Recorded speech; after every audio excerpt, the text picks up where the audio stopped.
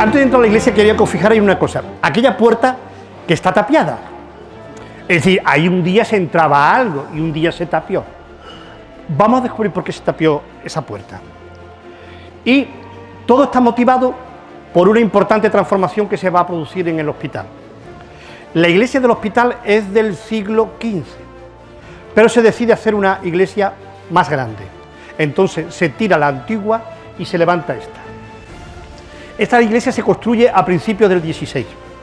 Entre 1520 y 1545 ya está construida y se hace con el trazado que conocemos hoy, en la portada que hemos visto de características mudéjas y la nave única. Evidentemente estamos en un momento de esplendor de la historia de Palma del Río. El siglo XVI lo ocupa el primer conde de Palma, el Luis Portocarrero Manrique. Es que esto de los Luis Portocarrero yo no me pongo muy pesado con ellos, porque todos se llaman Luis Portocarrero, es como de los Borbones, todos se llaman Borbones, así pero se llama Luis Portocarrero Manrique.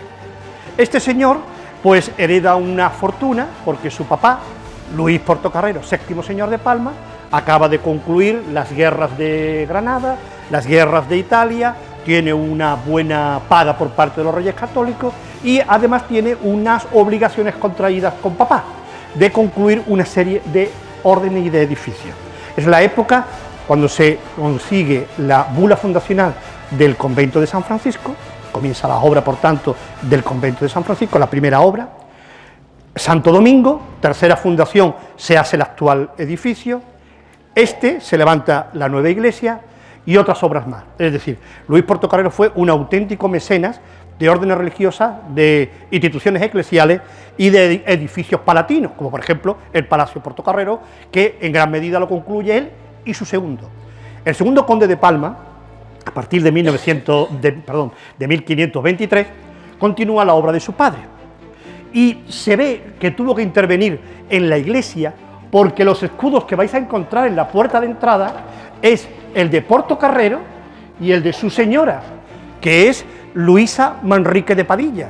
Por eso tiene dos lobos en dirección central, en el cuartel, se divide el escudo en dos cuarteles, y creo que el otro lado es un yelmo, junto con las 8 aspas de los Manrique, y dejaron sus escudos en la puerta. Pero luego, años más tarde, se hacen otros escudos en las pechinas. Eso lo vamos a ver ya en el interior de la iglesia. Por tanto, cuando vayáis entrando, podéis ver el escudo de Portocarrero y Manrique de Padilla.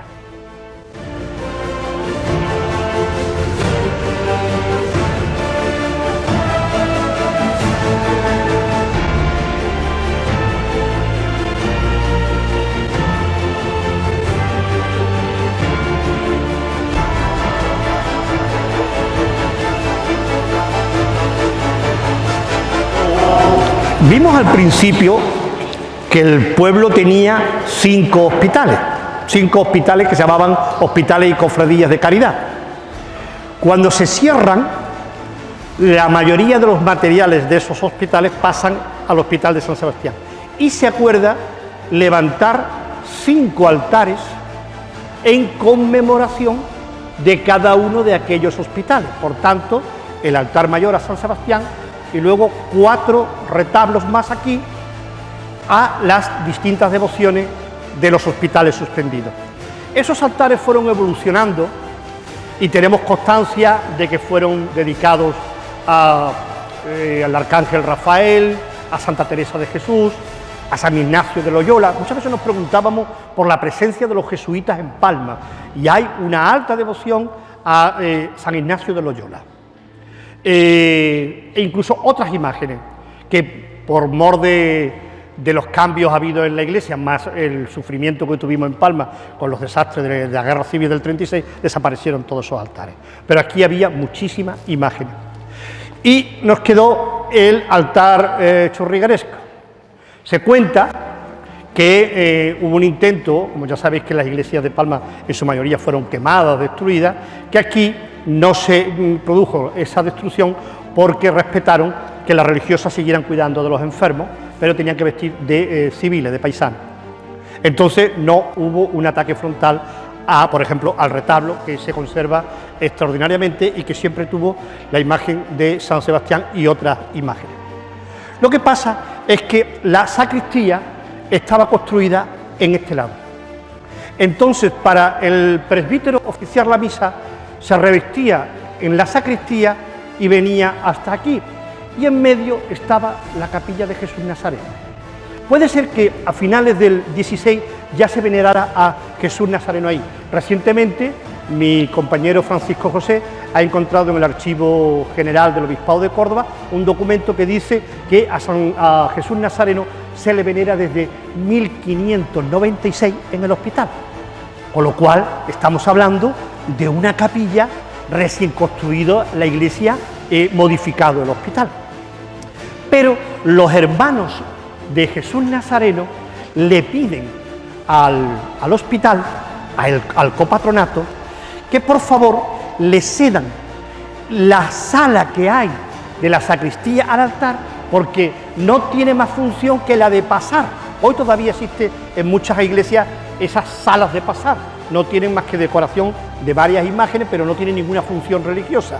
Y entonces se le concede la construcción de la capilla de Jesús Nazareno en este sitio.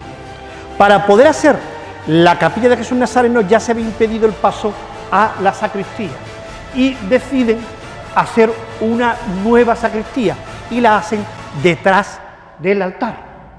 Como no hay espacio, lo que hacen es que perforan esa oquedad para hacer esa puerta y levantan una habitación que ha conformado ese triangulito que hemos visto en la parte superior, que no tiene ningún sentido, más que para poder hacer la sacristía, que la vais a ver como la sacristía crece como una cuña hasta que muere en la esquina, que es la terraza que está en lo alto, para además uniformar la calle y hacerla más recta.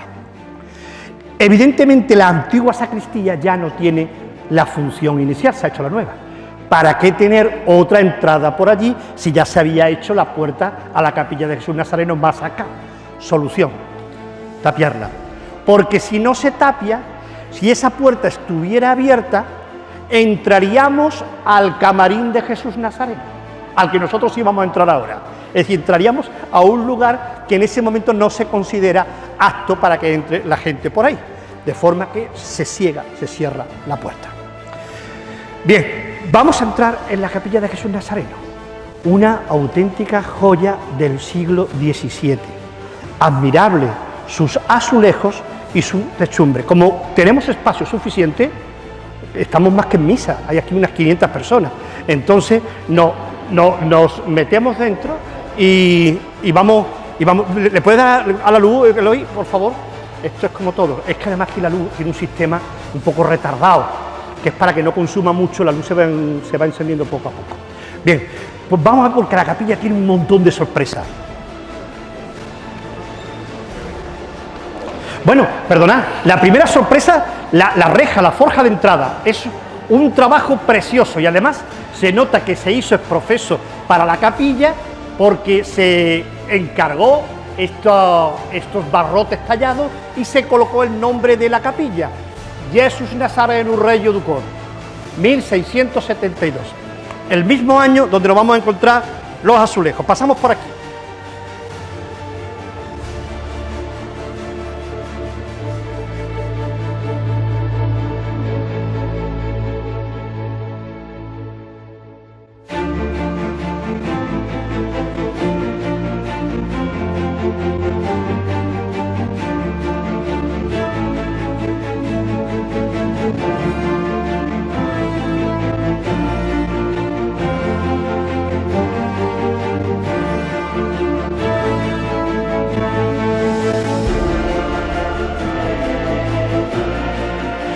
Bueno, pues vamos a empezar a fijarnos en detalles.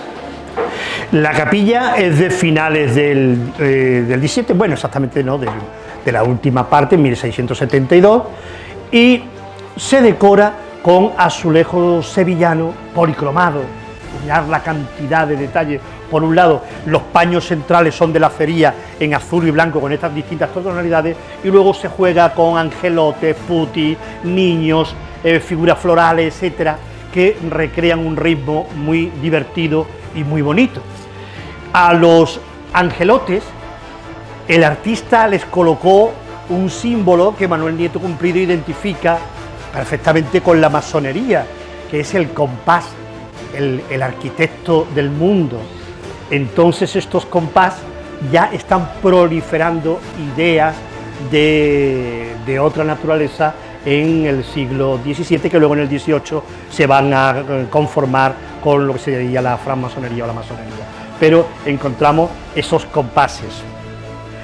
En la parte inferior de los paños de decoración está el año en que se colocó, 1672. Lo podéis ver, todos podéis girar en vuestras vistas, en la columna está colocado 1672. El techo, ¿veis el estado en que está? Pues porque sufrió mucho en el siglo XIX.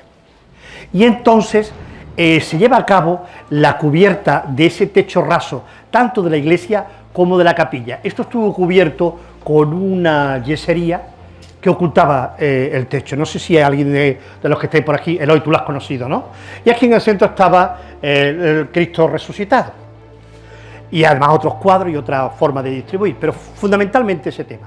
Al ser retirado el techo raso, además muy recientemente, se desvela, como no podía ser de otra forma, la techumbre original de madera con sus canes, y se trata para que no avance la polilla y no se destruya este magnífico techo. La capilla ha tenido muchas intervenciones de los hermanos de la cofradía.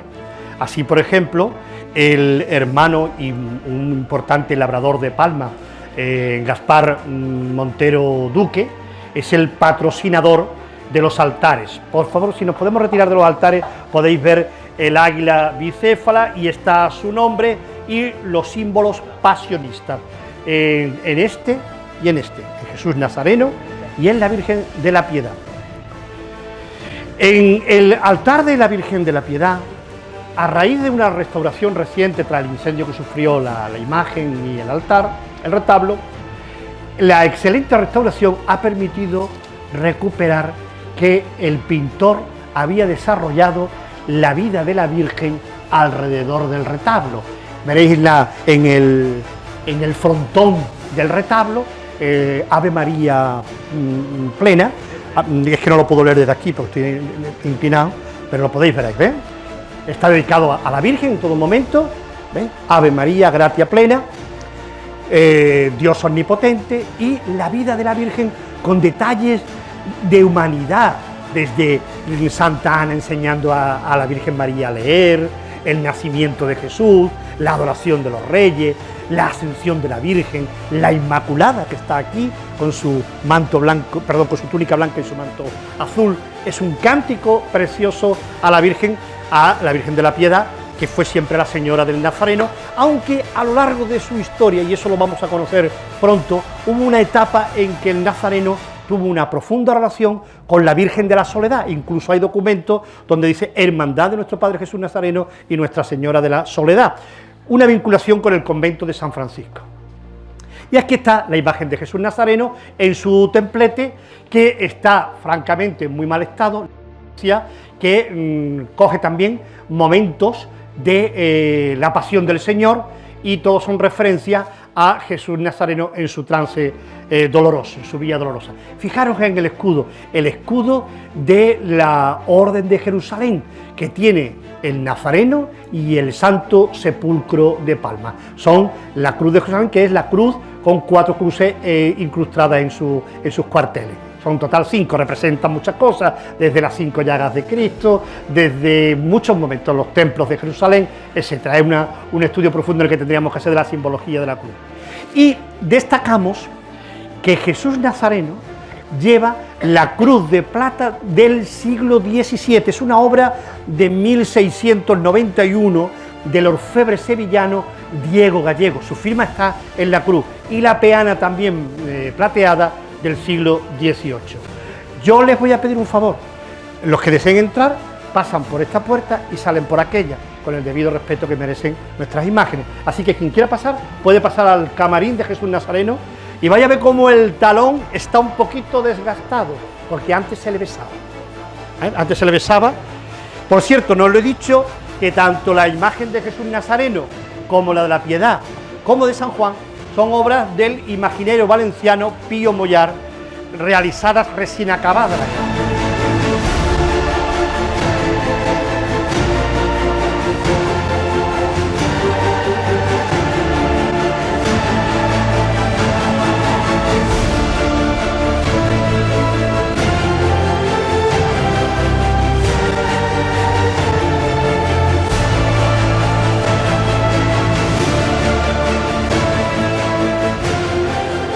Donde esa piña principal es de estilo mudéjar. Fijaros el colorido de la misma y la forma como mocárabes, un trabajo que nos recuerda el capitel de las columnas de Santa Clara. Pero luego en las pechinas se incorporaron estos escudos. Tenemos el escudo de los portocarreros con las 15 banderas y tenemos aquí otro escudo con un árbol y 2 flechas que representa el martirio de San Sebastián. Y allí una palmera con 2 perros lobos, o lo que sea. Evidentemente esa pechina no puede ser más que posterior a 1925, porque el escudo que se estableció en Palma con los perros es de 1925.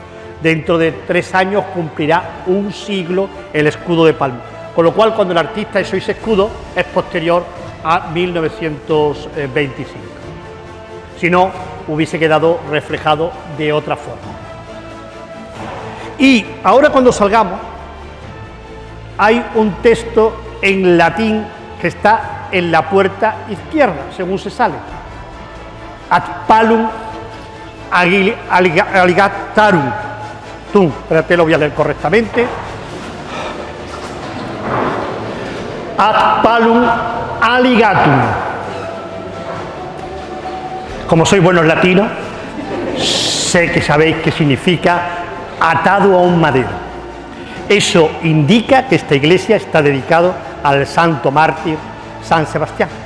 De ahí que se haya colocado esas palabras tan concretas del martirio, ad palum agitum. Es una auténtica maravilla para que siempre que se entra a este templo se sepa cuál es su devoción. El Hospital de San Sebastián tiene una historia de siglos, pero no sería entendible su historia sin la voluntad que todos los palmeños y las palmeñas hemos puesto en su desarrollo y mantenimiento. Si estamos en esta parte histórica, si estamos disfrutando de esta parte histórica, es porque se ha sabido combinar la creación junto a ella de una residencia moderna, considerada en los estándares de atención a las personas mayores como una residencia de primera, de auténtica calidad. Eso supuso que, adelantándonos a las necesidades del bienestar social del siglo XXI, se pudo mantener un edificio del siglo XVI. Es la combinación de la historia y de lo social, y ese es el camino que tenemos que tener en la conservación de nuestro patrimonio, que todo patrimonio sea conocido para el bien y el uso y el disfrute de la sociedad palmeña. Les espero el próximo miércoles en San Francisco. Yo estoy dispuesto a llevarles adentro de una cripta. Muchísimas gracias, buenas tardes, queden con Dios.